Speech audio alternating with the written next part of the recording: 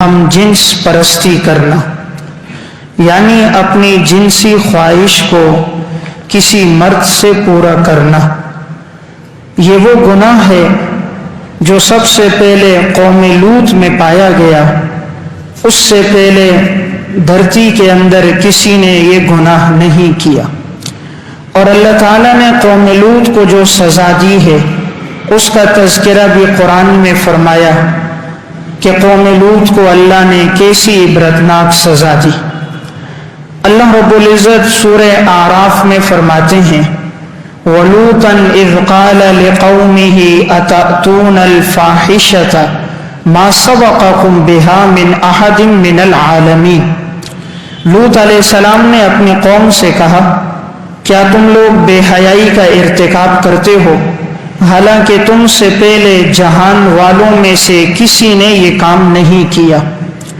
Income لتأتون الرجال شہوۃ من دون النساء، کیا تم لوگ مردوں کے پاس آ کر اپنی خواہش کو پورا کرتے ہو اور اپنی عورتوں کو چھوڑ دیتے ہو؟ بل انتم قوم مسرفون، تم ایسی قوم ہو جو حد سے تجاوز کرنے والے ہو۔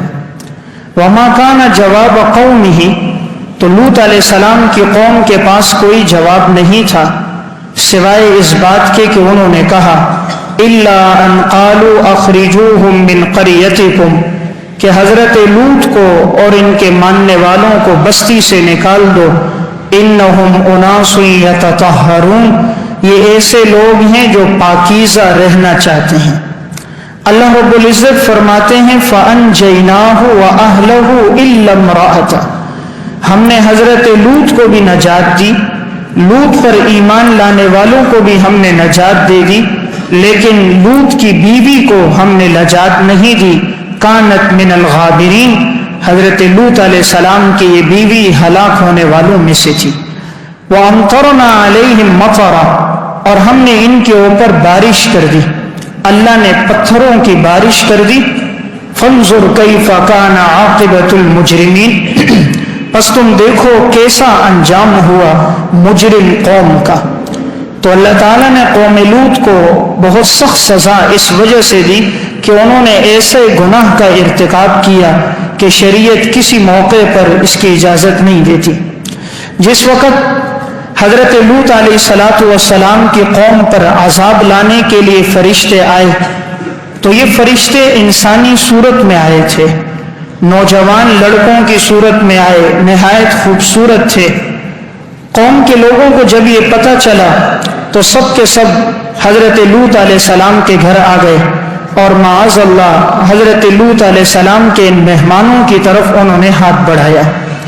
حضرت لوط نے انہیں روکا کہ یہ میرے مہمان ہیں، تم لوگ مجھے مہمانوں کے سامنے رسوا نہ کرو، لیکن قوم نے ایک بات نہ مانی، انہوں نے کہا تمہیں معلوم ہے ہم کس کام کے لیے آئے ہیں؟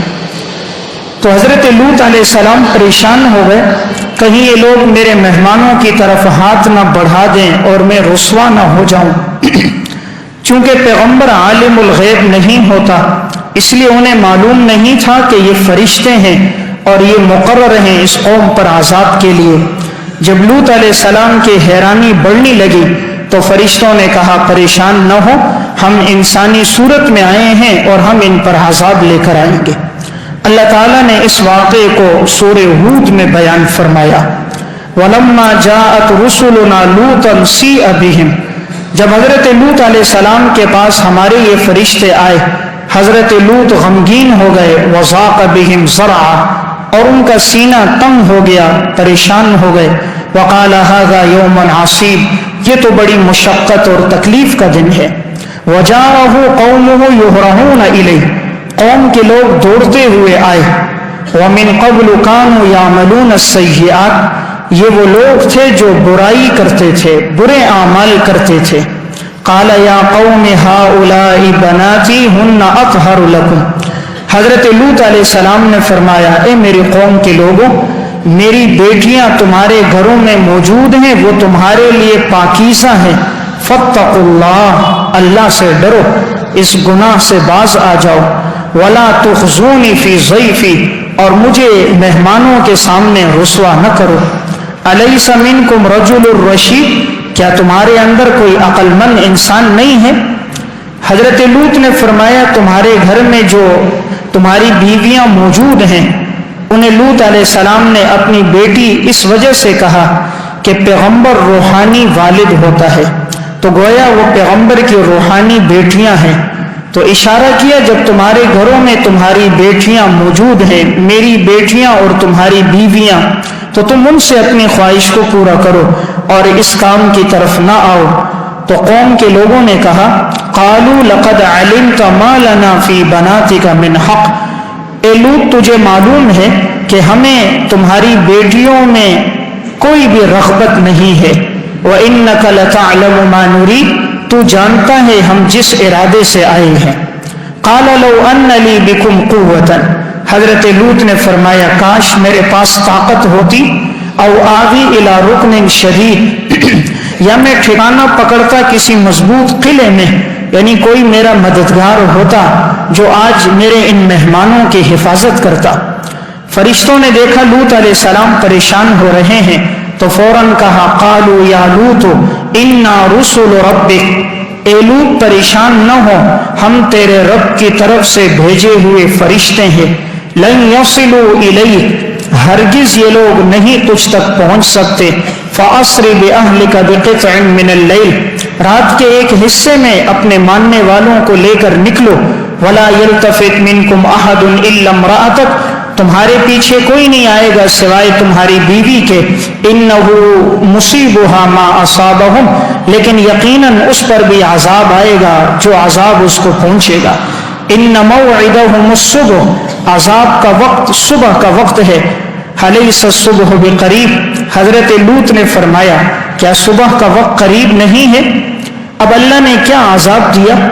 اللہ رب العزت نے فرشتے کو بھیجا کہ جاؤ اس زمین کو اٹھاؤ، اور زمین کو آسمان تک اٹھایا گیا، پوری قوم لوط کی بستی اس میں موجود تھی۔ فلما جاء امرنا، جب ہمارے عذاب کا حکم آیا، جعلنا عالیہا سافلہا، ہم نے اوپر کے حصے کو نیچے کر دیا، وامطرنا علیہا حجارۃ من سجیل منضود، اور ہم نے ان کے اوپر پتھروں کی بارش کر دی۔ پتھر بھی نشان زدہ تھا، جس پتھر پہ جس کا نام لکھا ہوا تھا پختہ پتھر تھے، ہر مجرم کو وہ پتھر لگتا تھا۔ مصومۃ عند ربک، یہ تیرے رب کی طرف سے نشان زدہ پتھر تھے۔ وما ہی من الظالمین ببعید، اور نہیں ہے ظالم لوگ کوئی دور، یعنی اللہ کے عذاب میں گرفتار ہو گئے تو اللہ نے نہایت سخت عذاب ان لوگوں کو دیا، اس وجہ سے دیا کہ اس قوم نے بے حیائی کا ارتکاب کیا۔ اللہ نے کسی قوم کو اتنا سخت عذاب نہیں دیا جتنا لوط علیہ السلام کی قوم کو دیا، اس کی وجہ ان میں بے حیائی تھی۔ اللہ تعالیٰ کو بے حیائی بالکل پسند نہیں ہے، خصوصاً یہ گناہ۔ نبی اکرم صلی اللہ علیہ وسلم ارشاد فرماتے ہیں اخوف ما اخاف علیکم عمل قوم لوط، میں سب سے زیادہ تم پر جس گناہ کے بارے میں ڈرتا ہوں وہ قوم لوط کے عمل کے بارے میں ڈرتا ہوں، کہیں تم لوگ اس گناہ میں مبتلا نہ ہو جاؤ۔ نبی اکرم صلی اللہ علیہ وسلم نے ارشاد فرمایا لعن اللہ من عمل عمل قوم لوط، اللہ کی لعنت ہو اس شخص پر جو قوم لوط کا عمل کرے۔ لعن اللہ من عمل عمل قوم لوط، دوسری مرتبہ پھر فرمایا اس پہ اللہ کی لعنت جو قوم لوط کا عمل کرے۔ تیسری مرتبہ آپ صلی اللہ علیہ وسلم نے پھر فرمایا لعن اللہ من عمل عمل قوم لوط، اس شخص پہ اللہ کی لعنت جو قوم لوط کا عمل کرے۔ 3 مرتبہ لسان نبوت سے اس پر لعنت ہوئی ہے جو اس گناہ کا ارتکاب کرے۔ نبی اکرم صلی اللہ علیہ وسلم نے تو اتنے سخت الفاظ میں حکم فرمایا، آپ نے فرمایا من وجدتموہ یعمل عمل قوم لوط، تم جس شخص کو پاؤ کہ وہ قوم لوط کا عمل کرتا ہے، فاقتلوا الفاعل والمفعول به، کرنے والے کو بھی قتل کر دو، جس کے ساتھ یہ حرکت کی جا رہی ہے اسے بھی قتل کر دو۔ آپ صلی اللہ علیہ وسلم فرما رہے ہیں فاعل کو بھی قتل کر دو، مفعول کو بھی قتل کر دو۔ اس سے اندازہ ہوتا ہے کہ یہ کتنا بڑا گناہ ہے کہ لسان نبوت نے اس کی سزا قتل کو بیان کیا۔ اس لیے اس گناہ سے انسان اپنے آپ کو بچائے۔ امام ذہبی نے الکبائر میں عبداللہ بن عباس کے حوالے سے نقل کیا، وہ فرماتے ہیں ان اللوتی اذا مات من غیر توبۃ، اگر کوئی شخص ہم جنس پرستی کے گناہ میں مبتلا ہو، اس حال میں موت آ جائے اور وہ توبہ نہ کرے، فإنه يمسخ في قبره خنزیرا، اس کی شکل کو قبر میں خنزیر کی صورت میں مسخ کر دیا جاتا۔ یعنی اس قدر گناہ ہے کہ عبداللہ ابن عباس فرماتے ہیں کہ ایسے آدمی کے جسم کو اور شکل کو اللہ تعالیٰ قبر کے اندر خنزیر کی صورت میں مسخ کر دیتا ہے۔ آپ صلی اللہ علیہ وسلم نے ہر چیز کے زنا کو بیان کیا۔ ہاتھ کا بھی زنا ہے، آنکھوں کا بھی زنا ہے، پاؤں کا بھی زنا ہے۔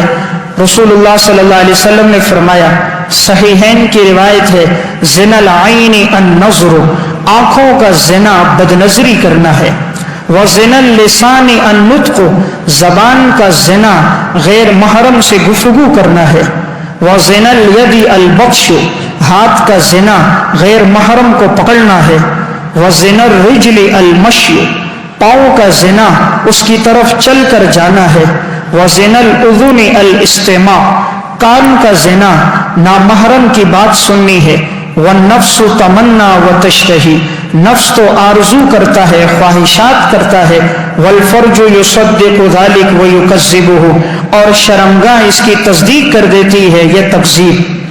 تو آپ صلی اللہ علیہ وسلم نے گویا اس روایت میں ہر چیز کے زنا کو بیان کیا ہے۔ اس سے اندازہ کیا جا سکتا ہے کہ یہ گناہ کس قدر بڑا گناہ ہے۔ حضرت سفیان ثوری رحمۃ اللہ علیہ بڑے اللہ والے محدث اور فقیہ گزرے ہیں۔ ایک دفعہ انہوں نے دیکھا کہ حمام میں ایک خوبصورت لڑکا داخل ہوا ہے۔ انہوں نے فوراً کہا اخرجوہ عنی فانی ارا مع کل امرأۃ شیطانا وارا مع کل صبی حسن بضعۃ عشر شیطانا، اس کو فوراً باہر نکالو، میں ہر عورت کے ساتھ ایک شیطان کو دیکھتا ہوں اور اس لڑکے کے ساتھ میں 10 سے زیادہ شیطانوں کو دیکھ رہا ہوں۔ حضرت امام احمد ابن حنبل رحمۃ اللہ علیہ اپنے دور کے محدث اور فقیہ ہیں۔ انہوں نے دیکھا کہ ایک شخص بازار سے گزر رہا ہے، اپنے ساتھ ایک خوبصورت لڑکے کو لے جا رہا ہے، تو انہوں نے فوراً پوچھا ما ھذا منکا، یہ کون ہے تمہارے ساتھ؟ انہوں نے کہا ابن اختی، یہ میرا بھانجا ہے۔ امام احمد نے فرمایا لا تجی بہ الینا مرۃ اخرى ولا تمشی معه فی طریق لئلا یظن بک من لا یعرفک، آئندہ اسے لے کر بازاروں میں مت چلنا، ہماری مجلسوں میں مت لے کر آنا، کہیں ایسا نہ ہو کوئی تمہارے بارے میں بدگمانی کر دے جو اس کو پہچانتا نہ ہو۔ ہر ایک کو معلوم نہیں یہ تمہارا بھانجا ہے، اس لیے اپنی عزت اور آبرو کی حفاظت کرو۔ تو حکم ہے اتقوا مواضع التہم، تہمت کی جگہوں سے بھی انسان اپنے آپ کو بچائے۔ حضرت خالد ابن ولید رضی اللہ تعالیٰ عنہ ایک جگہ جہاد کے لیے گئے۔ جب اللہ تعالیٰ نے اس علاقے کو فتح کر دیا تو اس علاقے میں پتہ چلا کہ ایک نوجوان لڑکا اپنی جنسی خواہش کو اسی طرح ایک لڑکے سے پورا کرتا ہے اور وہ اس گناہ میں مبتلا ہے۔ گواہوں سے یہ بات ثابت ہو گئی۔ حضرت خالد بن ولید نے حضرت ابو بکر صدیق رضی اللہ تعالیٰ عنہ کو خط لکھا کہ آپ بتائیے اسے کیا سزا دی جائے۔ اس وقت ابو بکر صدیق خلیفہ تھے، تو انہوں نے تمام صحابہ کو جمع کیا اور مشورہ لیا کہ اسے کیا سزا دی جائے۔ حضرت علی رضی اللہ تعالیٰ عنہ موجود تھے اس میں، تو حضرت علی نے فرمایا ان ھذا ذنب لم یعملہ الا امۃ واحدہ، یہ ایسا گناہ ہے جو کسی قوم نے نہیں کیا سوائے ایک قوم لوط نے کیا۔ وقد اعلمنا اللہ تعالی بما صنع بہم، اور اللہ تعالیٰ نے ہمیں مطلع کر دیا کہ اللہ نے انہیں کیا سزا دی ہے۔ ارا ان یحرق بالنار، میری رائے یہ ہے کہ ان کو آگ میں جلا دیا جائے۔ تو سب صحابہ کا اس پر اتفاق ہوا، تو خالد ابن ولید کو پھر خط لکھ کر بتایا گیا کہ انہیں آگ میں جلا دیا جائے تاکہ آئندہ کوئی اس گناہ کا ارتکاب نہ کرے۔ اس سے اندازہ کیا جا سکتا ہے کہ صحابہ اکرام نے اتنی سخت سزا کا فیصلہ کر دیا۔ اس واقعے کو علامہ خرائطی نے مساوی الاخلاق میں اور امام بہقی نے شعب الایمان میں اور ذہبی نے الکبائر میں نقل کیا۔ تو یہ اتنا بڑا گناہ ہے، معاشرے میں انسان اس گناہ سے اپنے آپ کو اور اپنی اولاد کو، متعلقین کو بچائے۔ اللہ تعالیٰ اس کی کتنی سخت سزا دے دیتا ہے۔ امام ذہبی نے الکبائر میں ایک واقعہ لکھا۔ حضرت عیسیٰ علیہ السلام ایک جگہ سے گزر رہے تھے، دیکھا کہ دو آدمی آگ کے عذاب میں مبتلا ہیں۔ یہ اللہ کے سچے پیغمبر تھے، انہوں نے فوراً اللہ سے دعا کی کہ اے اللہ، ان دونوں کو کس وجہ سے عذاب دیا جا رہا ہے؟ اللہ رب العزت نے ان کو اپنی اصلی حالت میں لوٹایا اور کہا تم ہی عیسیٰ روح اللہ کو بتاؤ کہ تم کس گناہ کی سزا میں ہو۔ تو اس میں لڑکے نے کہا فقال الرجل یا روح اللہ انی کنت فی الدنیا مبتلا بحب هذا الصبی، میں دنیا میں ایسا آدمی تھا کہ جو اس لڑکے کی محبت میں مبتلا ہو گیا، فحملتنی الشہوۃ، مجھے شہوت نے ابھارا، ان فعلت به الفاحشہ، اور میں نے یہ بے حیائی کا ارتکاب کر دیا۔ فلما مت ومات الصبی، جس وقت میں مرا اور یہ بچہ جس کے ساتھ میں نے یہ حرکت کی، یہ لڑکا سیر نارا یحرقنی مرۃ، اللہ تعالیٰ نے اسے بھی آگ کی صورت میں بدل دیا، اس کے ذریعے اللہ مجھے جلاتا تھا، وسیرنی نارا احرقہ، اور مجھے آگ میں بدل دیا اور میرے ذریعے اللہ اس کو جلا رہا ہے۔ فہذا عذابنا الی یوم القیامہ، اور ہمارا یہ عذاب قیامت کے دن تک ہوگا۔ اس سے اندازہ کیا جا سکتا ہے کہ اللہ رب العزت کے ہاں یہ گناہ کس قدر مبغوض ترین ہے، اس لیے انسان اس گناہ سے اپنے آپ کو بچائے۔ شریعت نے انسان کو حکم دیا ہے نکاح کرنے کا، اپنی خواہش کو جائز راستے پر پورا کرنے کا۔ جب انسان جائز راستے کو نہیں اپناتا تو رسوا بھی ہوتا ہے، بیماریوں میں مبتلا ہو جاتا ہے، اور پھر ازدواجی حقوق کی ادائیگی کے قابل نہیں رہتا۔ طرح طرح کی جسمانی بیماریاں، ایڈز کی بیماری، لا علاج بیماریوں میں مبتلا ہو جاتا ہے۔ ہر گناہ کی ایک سزا ہے، وَمَن يَعْمَلْ سُوءًا يُجْزَ بِهِ، انسان جو بھی عمل کرے اسے سزا دی جاتی ہے۔ اس لیے گناہوں میں یہ ایک بڑا گناہ ہے، اس سے ہم میں سے ہر ایک شخص